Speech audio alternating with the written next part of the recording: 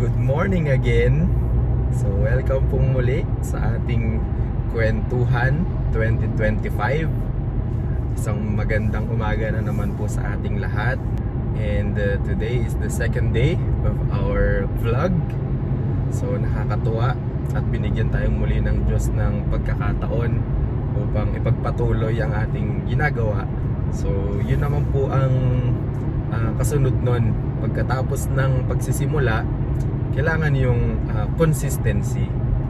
Yung talagang kailangan mong ipagpatuloy kung ano yung sinimulan mo. Kasi pag hanggang simula ka lang, hindi ka naman magtatagumpay. Kaya napakahalaga na habang nandun pa yung fire sa puso mo, ay samantalahin mo yun, na talagang nag-aalab sa puso mo yung passion mo, yung kagustuhan mong gawin yung isang bagay na gusto mong maisakatuparan yung mga pangarap mo. Kailangan mong ipagpatuloy kung ano yung nasimulan mo, being consistent. Gusto ko lang i-share sa aking pagpasok tuwing umaga.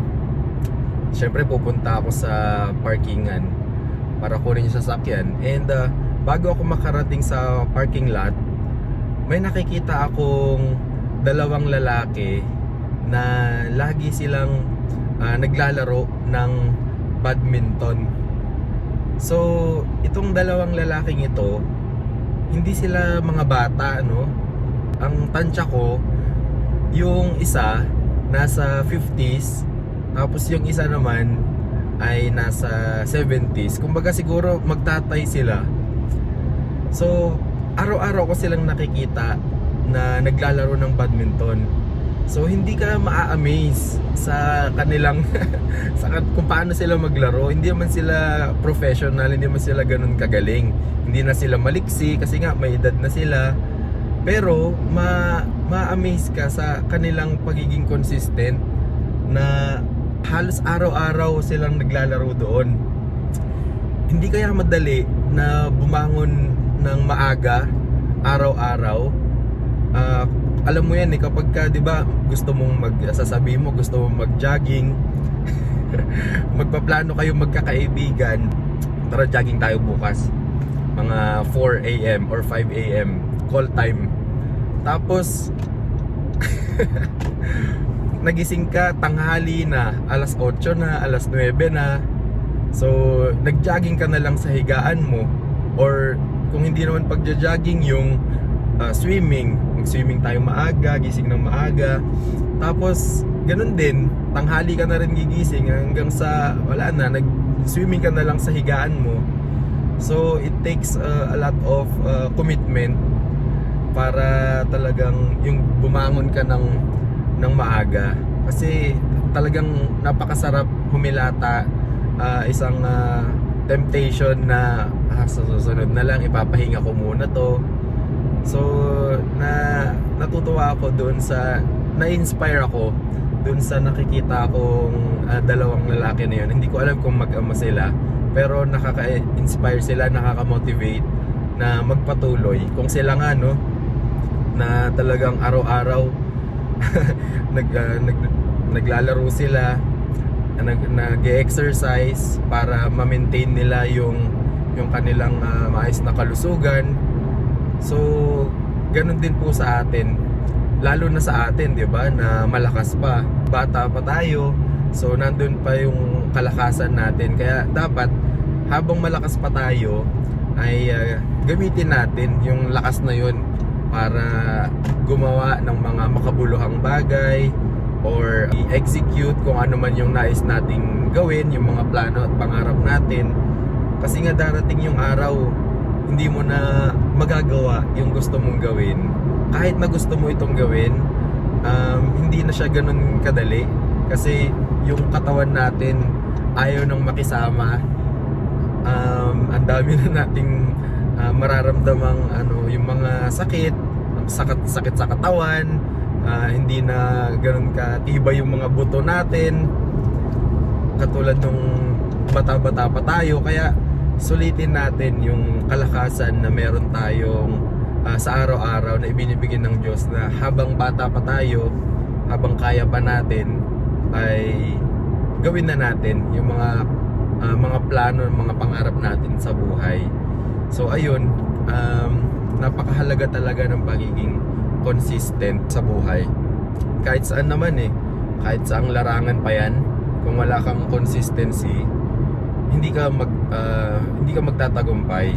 Katulad nung pagpunta mo sa gym, 'di ba? Kung sa umpisa napakasipag mo, I think kapag ka nasa gym ka, pagka unang araw mo pa lang o unang linggo, talagang todo posing ka sa harap ng salamin, para bang ang laki agad ng improvement na nakikita mo sa sarili mo kahit wala pa naman. So nandoon yung fire mo sa simula, pero pagka hindi mo yun sinamahan ng consistency at hanggang simula ka lang, hindi mo makikita yung gusto mong results sa katawan mo. So kailangan talaga yung commitment and then yung consistency, magkasama yun. Kapag meron kang sinimulan, ituloy-tuloy mo yan hanggang sa makita mo yung resulta na nais mong makita. And ayun, huwag kang titigil, tuloy-tuloy ka lang kahit na nakakasawa na rin, kahit na paulit-ulit na lang, parang walang nangyayari. Labanan mo yon, yung ganung pakiramdam, magpatuloy ka pa rin. So yun. And then sa ginagawa natin ngayon, habang may pagkakataon, diba, hindi naman araw-araw, may pagkakataon tayo, may darating din siguro yung time na hindi na natin magagawa ito kasi baka hindi natin alam kung anong pwede mangyari sa trabaho natin, sa schedule natin, sa ating kalusugan, sa ating buhay, di ba? So habang may pagkakataon, gumawa tayo, gawin natin ang mga bagay na nais nating gawin, and always grab the opportunity, at wag nating hahayaan na masayang ang mga pagkakataon na yun na walang nangyayari, na wala tayong ginawa. So hindi natin alam, baka sa araw na yun, yun yung time na pinagkaloob sa iyo ng Diyos para gawin ito, tapos sinayang mo yung pagkakataon na yun. So hindi natin alam kung kailan ulit yung susunod na opportunity. Kaya habang may pagkakataon, gumawa lang tayo ng gumawa. Hindi natin alam kung alin doon sa mga ginawa nating iyon ang magtatagumpay. Kaya nga yung sa mga nagtatanim, di ba? Tanim lang sila ng tanim, kahit na hindi nila alam kung may bagyo bang parating. So kasi nga nandoon yung kagustuhan nila na aani sila, kahit na walang kasiguraduhan kung aani ba sila, pero nagtatanim pa rin sila, di ba? Kahit na nakabilad sila sa araw, kahit na nakakapagod, at imagine napakaaga nilang bumangon at gumising yung mga magsasaka, kasi nga kailangan nilang magtanim. So ayun, kung meron tayong mga ganong katangian, katulad ng sa mga magsasaka, yung mga may edad na kanina na ang aga nilang bumangon para mag-exercise, maglaro, and then yung mga nagji-gym. So kung meron tayong commitment and then yung consistency, hindi malayo na magtatagumpay din tayo. So kailangan lang natin ding mag-focus. Yun. Kung meron tayong sinimulan pero wala tayong focus, hindi rin ito magiging matagumpay sa bandang huli. Kasi ang dami mong distractions sa buhay, ang dami mong gustong gawin. Kumbaga sinimulan mo yung isang bagay, tapos hindi ka pa matagal dyan, pero meron ka na agad gustong gawin na iba. Hindi ka rin naman magtatagumpay doon sa una mong ginawa, kasi nga distracted ka sa maraming bagay. Kaya nga kung ano yung sinimulan mo, mag-focus ka muna doon. Kasi kung gusto mo talagang magtagumpay sa isang bagay, nandun na yung sagot sa isang bagay. Ibig sabihin, pagtuunan mo muna ng oras, ng panahon, ng lakas yung isang bagay na yon. Huwag ka munang tumalon sa ibang bagay. alam ko marami tayong gustong gawin, marami tayong pangarap sa buhay, pero sabi nga, one at a time. Isa lang muna. Kung pipilitin nating gawin lahat ng gusto nating gawin sa buhay nang sabay-sabay, mahihirapan naman tayo. Kasi limitado yung oras natin, limitado yung lakas natin. Kaya bakit hindi mo i-focus na lang yung oras mo at yung lakas mo sa bagay na yun, sa isang bagay lang. Kasi pagka distracted tayo, napakahirap, hindi tayo magiging productive, hindi tayo magiging efficient doon sa sinimulan natin. Kumbaga magiging hati yung oras natin, magiging hati yung lakas natin, yung energy natin, imbis na full energy tayo doon sa sinimulan natin. Kaya lang, ang dami nating naka-line up na gustong gawin. Kaya isa-isa lang muna, kapatid. Huwag nating pipilitin na gawin ng sabay-sabay lahat. Isa lang muna, mag-focus ka. Sakit yan talaga ng tao, yung distracted.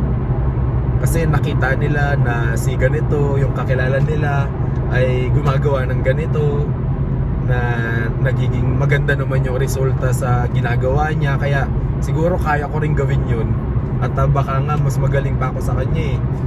So dahil doon, maaaring ma-disalign, mawala tayo sa focus, at hindi tayo maging productive, maging efficient doon sa una nating sinimulan.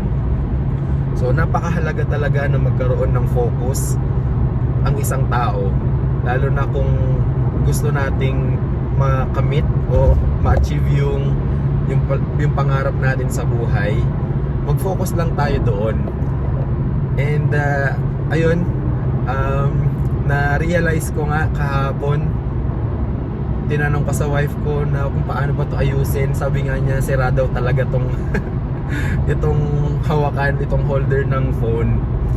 So ganun ba? Akala ko hindi lang talaga ako marunong, pero sira raw talaga ito. Kaya ngayon, maalog na naman siya, magalaw na naman siya. Pero sabi nga natin dun sa una nating video, na hindi tayo titingin sa ating kakulangan, sa kung ano yung mga wala tayo, na wala tayong maayos na hawakan ng phone, kundi magpapatuloy tayo, titingin tayo doon sa goal natin, magfo-focus tayo doon sa goal natin, na maging consistent sa ating ginagawa, at hindi tayo pangungunahan ng mga excuses o yung pagdadahilan na wala akong ganito, wala akong ganyan, sira yung ganito ko, hindi maayos. So hindi natin yun na iisipin, kahit na kulang-kulang at sira-sira ang ating mga gamit, magpapatuloy tayo para maging example tayo sa iba, na kahit sira yung ganito, kulang tayo sa ganito, posible naman na makapag-execute, para hindi ito hindi ito pamarisan ng iba na sira yung ganito niya, hindi na siya nagpatuloy, so ako rin, hindi ko na rin gagawin. Kundi makita nila na nagpapatuloy siya kahit na hindi kompleto yung gamit niya, hindi maayos. So bakit ako magkakaroon ng dahilan para hindi ko rin ito gawin? So ayun, nais nating ipakita na walang makakapigil sa taong may pangarap. Yun, kailangan nating maging consistent.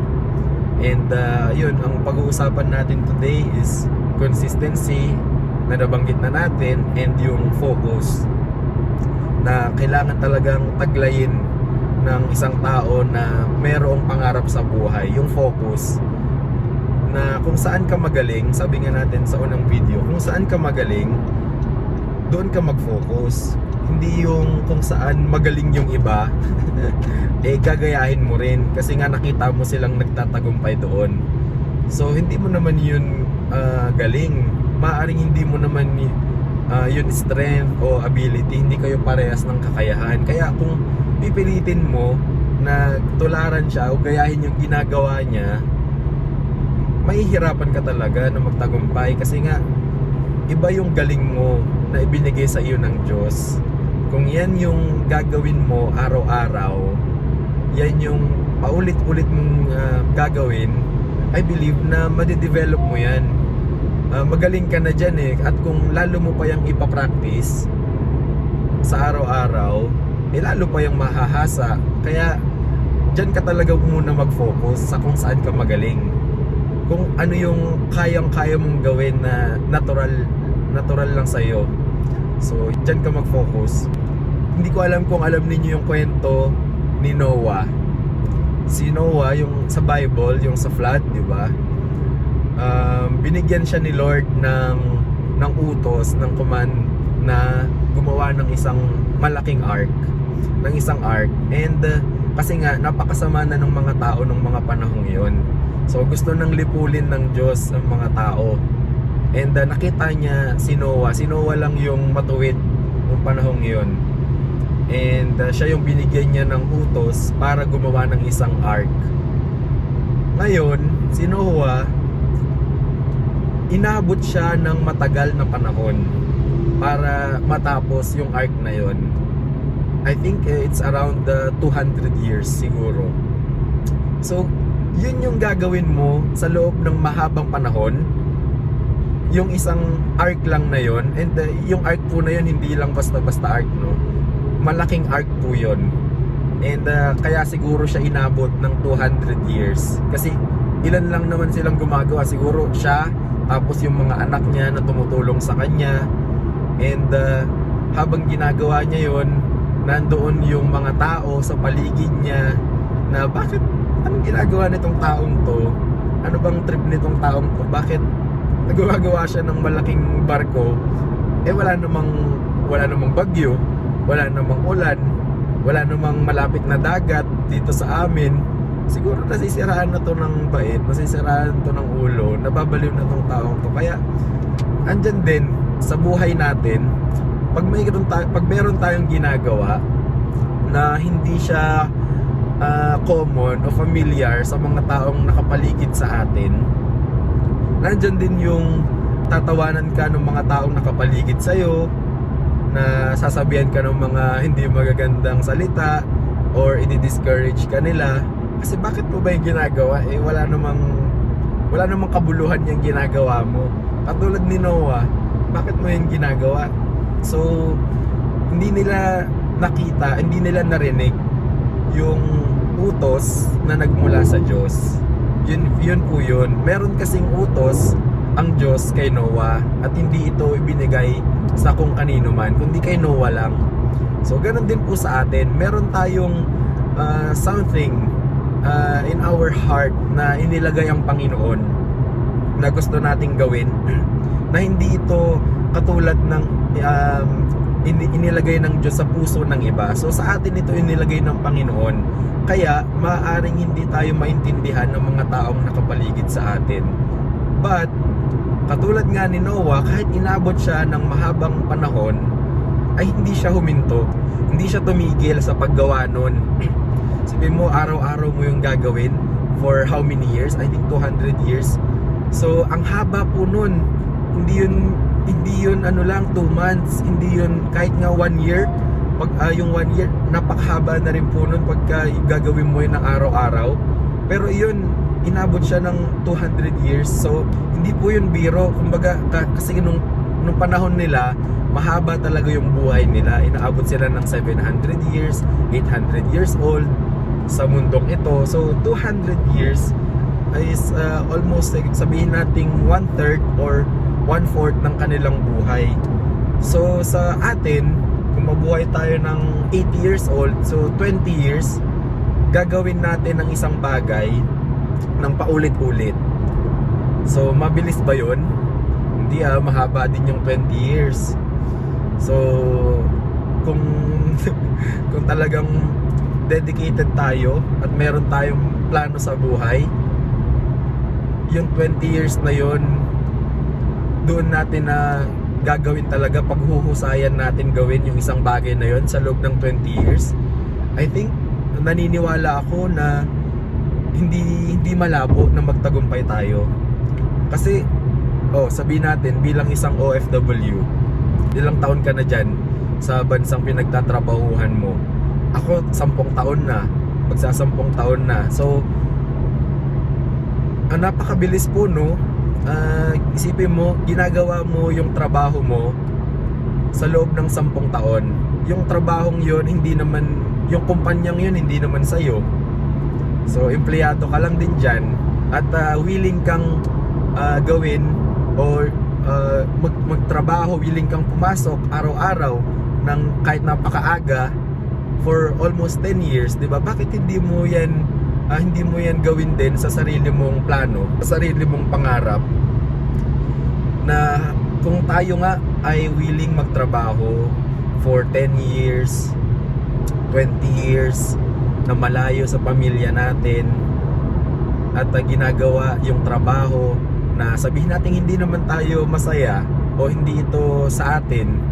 So kung willing tayong gawin iyon, bakit hindi natin ito gawin sa ating sariling pangarap, sa ating sariling plano, na kung saan gagawin na talaga natin kung ano yung nasa loob ng puso natin na inilagay ng Diyos, katulad ni Noah. So kung yun ang gagawin natin, kahit nga sabihin natin mag-spend lang tayo ng 3 taon na gawin yung bagay para sa sarili natin, yung pangarap natin para sa sarili natin, 3 taon, mahaba ba yun? Kung nakaya mo nga na magtrabaho sa abroad for 10 years, 15 years, 20 years, na malayo sa pamilya at nagtatrabaho para sa iba, bakit yung 3 taon na yun na maging consistent ka para sa pangarap mo, bakit parang ang hirap para sa iyo? So just think about it, kapatid. So ini-encourage kita na kung meron ka talagang plano, may pangarap ka, pangarap mong mabago yung sitwasyon mo sa buhay, maiksi lang yung 3 taon na yun. Mukha siyang mahaba, pero pagka nasimulan mo na at nag-e-enjoy ka sa ginagawa mo, sinasabi ko maiksi lang yun. So ayun, balik tayo sa kwento ni Noah. Nung time ni Noah, siya yung gumagawa nga ng malaking barko, and I believe na yung mga anak niya na nakakakita sa ginagawa niya, si daddy o si papa, bakit kaya gumagawa siya ng barko, wala namang ulan? So siguro nandun din yung pagtataka nila ng mga anak niya. Pero dahil nakita nila na yung tatay nila ay passionate, obedient dun sa utos ng Diyos, and yung passion niya to build the ark, nakita yun ng mga anak niya. So nandun na yung kanilang belief, yung nakita nila yung consistency ng tatay nila. So marahil ay nandun na rin yung kanilang kagustuhan na tulungan na natin si tatay sa kanyang ginagawa para matapos na niya to ng mas mabilis. So dahil nga nakikita nila dun sa tatay nila yung pagiging consistent niya and focus sa ginagawa niya, kaya it inspires sa mga taong nakapaligid sa iyo kung ano yung ginagawa mo, kahit na hindi nila nakikita kung para saan ba yun, ano ba yung kung ano ba yung result niyan, pero nakikita nila yung commitment mo na babangon ka ng maaga, hindi ka magdadahilan na siguro deserve, yan yung madalas nating gamitin, no? Siguro deserve ko namang magpahinga today. Alam mo niyo yung kaka-deserve na yan, yung isang araw na yan, maaari yung mauwi sa 2 araw, 3 araw, 1 linggo, 1 buwan. Yung kaka-deserve na yan, dyan nagsisimula yung pagiging yung katamaran or yung kawalan natin ng focus. So hindi naman masama na magpahinga, pero masama naman pagka sobrang pahinga. Kaya nung nakita ng mga anak ni Noah, marahil nandun na yung kanilang desire din na tumulong sa kanilang ama. Hindi po ito nabanggit sa Bible, pero siguro reading between the lines, pagka talagang titignan mo kung paano klase ng tao si Noah, sabi doon matuwid si Noah So nandyan yung kanyang pagpapalaki maayos sa kanyang mga anak. And bilang isang ama, syempre tuturuan mo yung mga anak mo kung paano ba maging mabuti sa kapwa, kung paano dapat tumulong sa mga nangangailangan. So we can say na yung mga anak niya ay tumulong din sa kanyang ginagawa. And yun, kahit na maliit lang na circle meron si Noah, pero dahil doon naging inspiration siya. Yan, naging inspiration siya sa mga taong nasa paligid niya, sa immediate family niya, hindi man sa mga taong nakapaligid sa kanya. So ganun din, maaari nating ma-experience yon, maaring wala tayong support sa mga taong nakapaligid sa atin, at maaring kutyain pa nila tayo sa ating mga ginagawa. Pero kung magpapa-apekto tayo doon at titigil tayo dahil sa mga naririnig natin na pangbabash mula sa ibang tao, kung titigil tayo dahil sa kanila, tayo rin yung magiging talunan. Kaya nga si Noah, hindi siya nagpa-apekto. So nung time na dumating na yung baha, eto na, siya at ang kanyang pamilya lang ang naligtas. Sila lang ang talagang naligtas mula sa baha. So anong moral lesson ng kwento ni Noah? At yun po ay hindi labang basta kwento-kwento, kundi talaga pong nangyari. Naniniwala po ako na lahat po ng nakasulat sa Biblia ay totoo. So yun po, sila lamang ang natira dito sa mundo nung dumating na ang baha. So imagine, dahil sa ginawa mong yung consistency mo, yung focus mo, yung passion mo, at pagiging obedient mo sa utos sa iyo ng Panginoon, ay pwede ka nitong iligtas sa kapahamakan na darating. So nakita natin yung kwento ng buhay ni Noah, na marami tayong matututunan, marami tayong mapupulot na aral, na kung magiging magfo-focus lang tayo sa ating ginagawa, may patutunguhan yan. Siguro ngayon akala mo wala yung kabuluhan, akala mo lang yun pero makikita mo kung bakit mo yan ginagawa. Kasi nga yan marahil yung calling mo na nilagay ng Diyos sa puso mo. And kung susunod tayo sa utos ng Panginoon, ang Diyos naman ang nagbibigay ng katagumpayan. Siya rin yung nagbibigay ng reward sa atin. Kahit na hindi natin makuha yung reward dito sa lupa, o yung reward na nais natin para sa sarili natin, walang tatalo sa reward na ibibigay sa atin ng Diyos. So doon tayo maging after sa kung ano yung reward na ibibigay sa atin ng Diyos. Kasi yung reward dito sa lupa, pansamantala lang yun eh. Pero yung reward na ibibigay sa iyo ng Diyos, pang habang buhay na yun, for eternity. So dito sa lupa, nais rin naman tayong gamitin ng Panginoon to be an inspiration to others, to be an encouragement sa iba na napanghihinaan, na hindi nila alam kung ano ba yung purpose nila sa buhay. So pwede tayong gamitin ng Panginoon. Yung mga ginamit ng Diyos sa Biblia ay kagaya rin naman natin, mga ordinaryong tao lamang sila, katulad ng mga disipulo ni Jesus, di ba, mga mangingisda. So hindi naman sila mga nakapagtapos ng pag-aaral, hindi naman sila yung mga matatalino.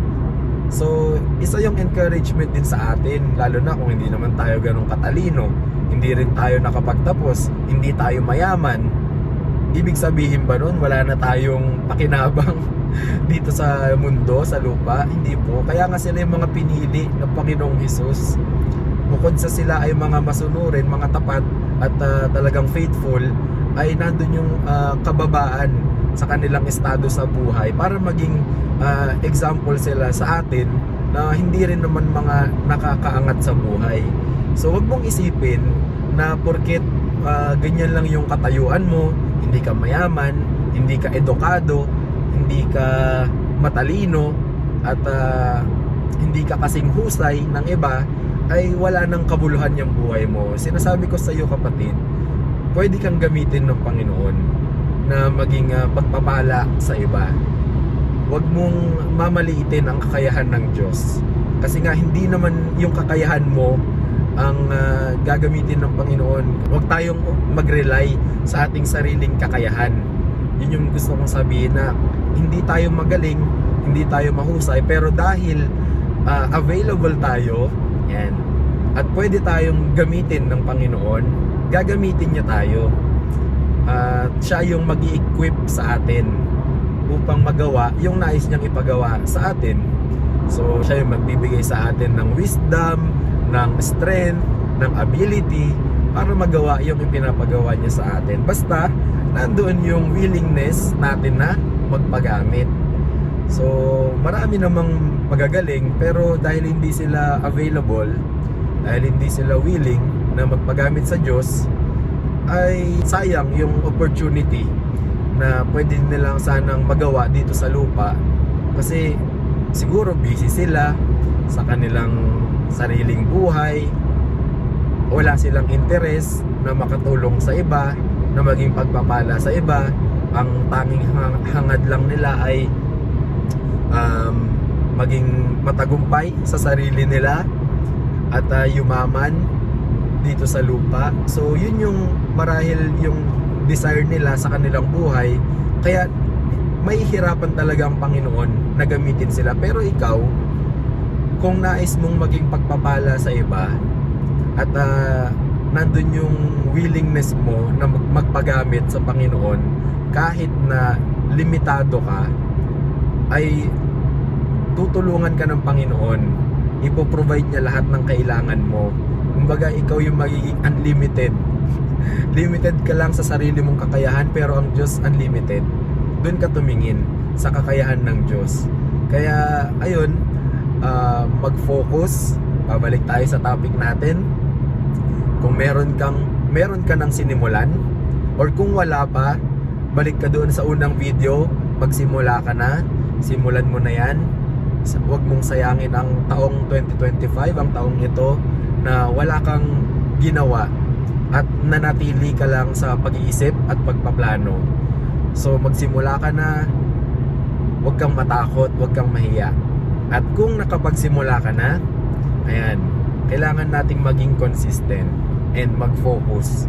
Huwag tayong patalon-talon, huwag tayong madidistract sa maraming bagay sa paligid natin. Diyan ka lang, mag-focus ka dyan sa ginagawa mo ngayon.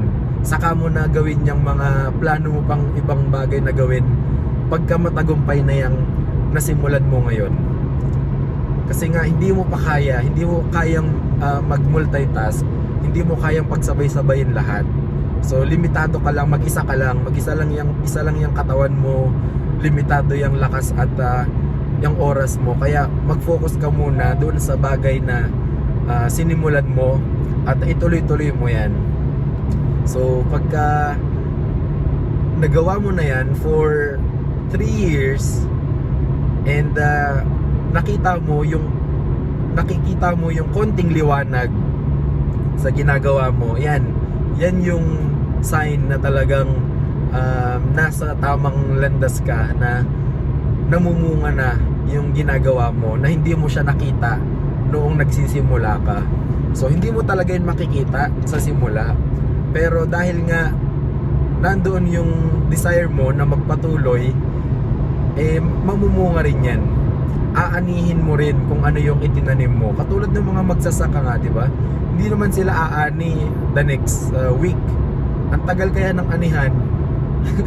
Pag nagtanim sila ngayon, ilang buwan pa bago sila umani. Tapos hindi pa yun sure kung aani sila, baka may peste, baka may dumating na bagyo.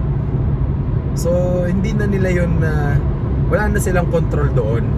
Ang tanging magagawa lang nila is yun nga, magtanim at magdasal, magtiwala sa Diyos na sila ay aani. So yun, ang kaya nating gawin ay gumawa. Katulad nila, sila ay magtanim. Kaya tayo, gumawa lang tayo ng gumawa. Huwag tayong mapagod, wag tayong magsawa habang nandun pa yung fire sa puso natin. Samantalahin natin yon. Hindi araw-araw nandoon yung fire. Sinasabi ko nga, darating yung panahon na magko-cool down din yung init sa puso natin. Kaya habang mainit pa yan, gumawa ka ng gumawa. Darating yung time na ayoko na, sawa na ako, tinatamad na ako. Kaya yun naman yung mga taong hindi nagtatagumpay. Kaya habang nandyan pa yung fire sa puso mo, sige lang, gawa lang ng gawa. Huwag kang magsasawa. And pahabaan ito ng pasensya. Yun ang labanan sa mga taong may pangarap sa buhay. Gaano kahaba yung pasensya mo? Hanggang kailan mo yan kayang gawin? Yan yung mga tanong na kailangan nating sagutin sa ating mga sarili. Hanggang kailan mo yun gagawin? Kaya nga, napakahalaga na meron kang solid na foundation, yung firm foundation na ano yung why? Ano yung why mo, yung bakit mo sa pangarap mo? Bakit mo yan ginagawa? Yun. So kung after ka nga sa approval ng iba or sa sasabihin ng iba na nais mong matuwa yung iba sa iyo, mababaw yung foundation mo na yun. Kasi darating din yung time na wala nang mag-approve sa'yo, wala nang susuporta sa'yo, and yun yung tendency din na sumuko ka na kasi hindi na sila natutuwa sa ginagawa mo. Pero kung ang bakit mo is mas malalim doon, yung nais mong maging inspirasyon sa paraan na kaya mong gawin, maging inspirasyon ka sa iba, sa mga anak mo, sa mga kaapu-apuhan mo o sa asawa mo, magpapatuloy ka. Kasi nga hindi ka naman after sa kung ano yung opinion ng iba tungkol sa ginagawa mo, kundi hindi lang din sa present ka nakatingin na kung ano yung magiging impact nito ngayon, kundi yung magiging impact nito in the future. So kung meron tayong solid na foundation, hindi tayo basta-basta mabubuwal kapag tinablan na tayo o kapag tinatamaan na tayo ng katamaran, ng kawalan ng desire na magpatuloy, yung wala na tayong motivation, wala na tayong interest, inspirasyon para gawin ito. Babalik tayo sa ating dahilan, bakit natin ito sinimulan. So ayun, napakasarap mabuhay. Marami tayong pagsubok na dinaranas, pinagdaraanan. Pero kung nakafocus tayo sa mga bagay na yon, yung mga kakulangan natin, at dun labang tayo lagi nakatingin, laging ang buhay natin, alam mo yun, laging miserable, lagi siyang hindi masaya. Pero kung lagi kang positibo at nandoon yung faith mo sa Panginoon, kahit na ang daming bagyo na dumating sa buhay mo, masaya ka pa rin kasi nga nagtitiwala ka sa Diyos. And ikaw pa mismo yung nakakapag-encourage sa iba na magpatuloy, kahit ikaw mismo ay meron ding sariling pagsubok na hinaharap. So nagagawa mo pa rin makapag-inspire, motivate, and encourage sa iba kahit ikaw mismo ay lugmok na rin sa mga problema, mga pagsubok. So wag mong hahayaan na dahil sa mga pagsubok na iyan ay mabaon ka na sa sarili mo na hindi ka na makabangon, kundi kahit sa kabila ng mga pagsubok na iyan ay bumangon ka at mag-inspire ka sa iba, mag-encourage ka sa iba. Kasi hindi naman tayo nauubusan ng problema, hindi naman tayo mauubusan ng mga pagsubok sa buhay. Meron yung time na hindi ka pa nga nakakabangon mula sa pagsubok na hinaharap mo ngayon, meron na agad kasabay na pagsubok sa atin bilang mga OFW. Alam mo yon, may problema ka sa trabaho mo, may problema ka sa tinitirhan mo, may problema ka sa mga katrabaho mo o sa amo mo, tapos biglang dumagdag yung problema mo sa Pilipinas, sa pamilya mo, na nagkasakit yung anak mo, so or may emergency, may kailangan kang gastusan, wala ka namang pera, so something like that, na may additional na namang trial na dumating sa iyo wherein hindi ka pa nga nakakabangon doon sa current na problema mo. So anong gagawin mo? Magmumukmuk ka na lang ba na ayaw mo na, nasusuko ka na? So yung mga sumusuko, yung mga umaayaw, sila yung mga hindi nagwawagi, sabi nga. Kaya kahit nalugmok tayo sa mga pagsubok, mga problema, patuloy tayong magtiwala sa Diyos na matatapos din ang lahat, na kaya nating mag-encourage sa iba na dumaranas din ng iba't ibang pagsubok. So kung tayo nga na napapagod din, 'di ba? May mga pinagkakaabalahan din sa buhay, ay nagpapatuloy. So magiging example tayo sa iba na lumaban ka lang, kapatid. Huwag kang mapanghinaan, huwag kang susuko. So maging example tayo sa ating kapwa. Yun ang sinasabi ko. Huwag nating isang buhay lang ang meron tayo dito sa lupa. Huwag natin itong sayangin para kumbaga mawalan ng kabuluhan. Pwede tayong gamitin ng Diyos na maging pagpapala sa iba. Kahit na mahina lang tayo, yun nga, hindi tayo magaling, hindi naman tayo matalino, hindi tayo mayaman, sa paraan na kaya nating gawin, magiging pagpapala o blessing tayo sa iba. So wag nating lilimitahan ang kayang gawin ng Diyos. Kaya ayun, maiksi lang ang buhay, kapatid. Napakaiksi lang ng buhay. Hindi mo na malayan, ang tagal mo na pala sa ibang bansa, di ba? Kasi nga napakabilis ng oras, napakabilis ng araw. Kaya kung ano man yung gusto mong gawin, gawin mo na. Huwag ka nang magpaligoy-ligoy, huwag ka nang mag-alinlangan, huwag mo nang sayangin yung buhay mo sa panghihinayang. Huwag mo nang sayangin yan sa takot. Alam mo yun, napakaiksi lang yan eh, lalo na sa mga nangyayari ngayon sa paligid natin. Hindi natin alam kung anong nangyayari, di ba? Nandiyan yung mga patayan, yung mga sakit, di ba? Yung mga epidemya, yung mga gera. Pero ganun talaga. Pagka nandiyan ang Panginoon, wala tayong dapat na ikatakot. Kumbaga, ang araw natin ay laging gawin nating makabuluhan. Huwag nating iisipin na para saan pa, nandyan naman na yung magugunaw ng mundo,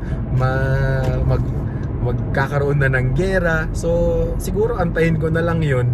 Paano kung hindi yun dumating sa panahon mo, di sinayang mo yung buhay mo. Kaya nga habang may pagkakataon ka pa, gawin mong makabuluhan yung buhay mo. And wag mong sasayangin. Gumawa ka lang na gumawa at mag-focus, maging consistent, and magiging inspirasyon ka sa iba na nakakakita sa ginagawa mo. So ayun, maraming salamat sa inyong pakikinig muli. Napakabilis ng oras, hindi natin namalayan. Salamat sa Panginoon at siya ang nagbigay sa atin ng wisdom again na makapag-share and makapag-encourage sa iba na napanghihinaan. Salamat sa protection ng Panginoon. Hindi ko namalayan, malapit na pala tayo sa opisina. So ang sarap lang magbahagi ng tungkol sa salita ng Panginoon, mag-encourage sa mga napanghihinaan. So kahit 'di ba sa maliit lang na paraan na 'yon, hindi ka naman gagastos eh. Wala ka namang ilalabas na pera o gagastusin para makapag-encourage sa iba. Bakit hindi mo 'yun gawin?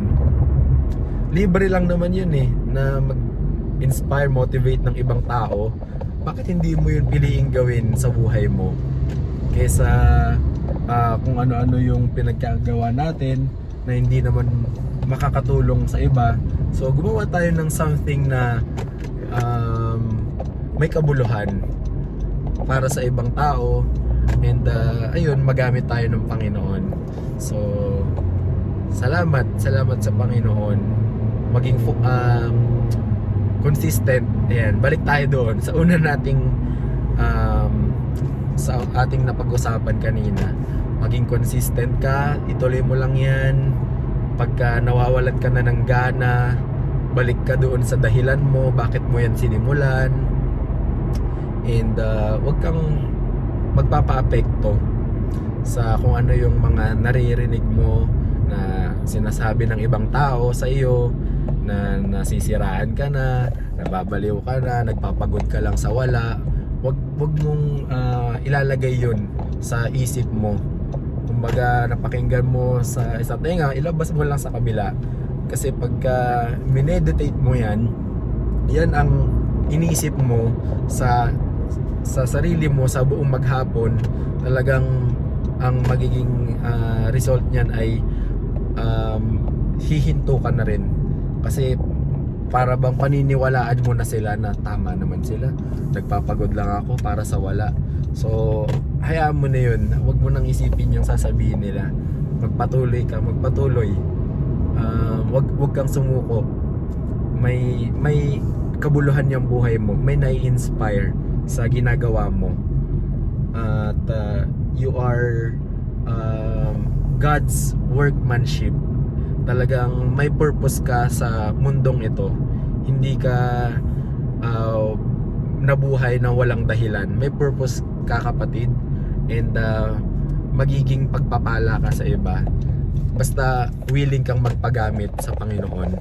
So ayun, walang imposible sa Diyos. Magtiwala tayo sa Kanya, and siya ang tutulong sa atin para ma-accomplish natin yung mission natin dito sa mundo. So ayun, nandito na po tayo sa opisina, and bago tayo magpaalam ay we will close this again in prayer. Magpasalamat muli tayo sa Panginoon na tayo ay ligtas na namang nakarating sa ating trabaho. So ayun, salamat po mga kapatid, and let us pray. Aming Ama, salamat po muli sa panibagong araw na ipinagkaloob niyo muli. Salamat po sa protection, salamat po sa kalusugan, kalakasan, na kami po ay malakas at malusog, and we are able na makapagtrabaho muli sa araw na ito. Salamat po sa aming mga trabaho, salamat po sa provision sa araw-araw, sa aming pamilya. We pray na gabayan at ingatan nyo rin po ang mga babiyahe ngayon. Ilayo po sila sa anumang kapahamakan, at gabayan at samahan nyo na naman po kami sa aming trabaho ngayon, at magawa namin ito muli ng tama at maayos. And pagpalain nyo po ang gawa ng aming mga kamay. Samahan nyo kami sa maghapon, at ingatan nyo po ang aming mga mahal sa buhay sa araw-araw. Salamat po sa time na ipinagkaloob nyo po sa akin upang makapagbahagi, makapag-encourage sa aking kapwa. We pray na ito po ay magpatuloy, at maabot ang mga taong nangangailangan ng message na ito, at sila po ay ma-encourage, o Lord, ma-motivate, ma-inspire na gawin ang ipinapagawa ninyo sa kanila, at hindi sila sumuko at huminto. Salamat po, O Diyos, sa inyong kabutihan. Sa iyo ko po binabalik ang lahat ng papuri. In Jesus' name, Amen. So ayun po, salamat po sa pakikinig nyong muli. Ingatan tayo ng Panginoon sa araw-araw. Gabayan tayo, at maging makabuluhan ang buhay natin, maging kagamit-gamit tayo, and kapakipakinabang sa Panginoon and sa ating kapwa. So ayun, be a blessing to others. Salamat po, until next time. Bye bye.